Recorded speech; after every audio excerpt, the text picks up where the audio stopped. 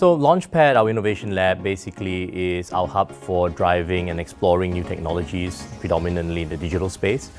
Today we focus a lot on AI, and for us it's really about understanding how do we use this technology for the future of wealth management. So at Julius Baer, entrepreneurship and innovation is really at the core of our DNA. We've done this for over 100 years, and I think the reality behind it is that we're constantly evolving. For banks as a whole, innovation, it really is that stepping stone for us to find new ways, new technologies, new approaches that we can deliver value for our clients. We've been able to aggregate all our investment insights in the form of a chatbot that puts all the information, all the research that the bank has in the hands of our advisors so that they can provide better financial advice faster, quicker, and simpler to the clients. The idea for the Innovation Hub came out of Region Asia, and the goal was really to help us lead in terms of how do we see wealth management for the future and how do we use technology to really drive that narrative forward. How can we go beyond just having a chatbot, for example? How can we build autonomous agents to help us with our day-to-day work? We have to really dig into this topic a lot to see how we can make use of agentic AI while still maintaining that transparency, that autonomy, that control, and making sure it's compliant with all the regulations and policies that we have. For the last 3 years, everything has been about AI.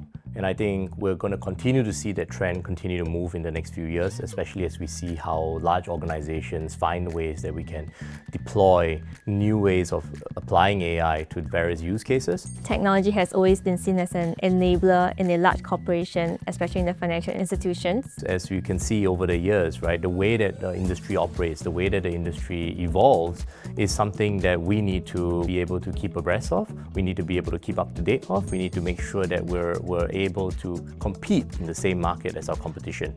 I think one of the biggest challenges that we have in technology and banking is how do we find the best way to deploy technology in a regulated environment?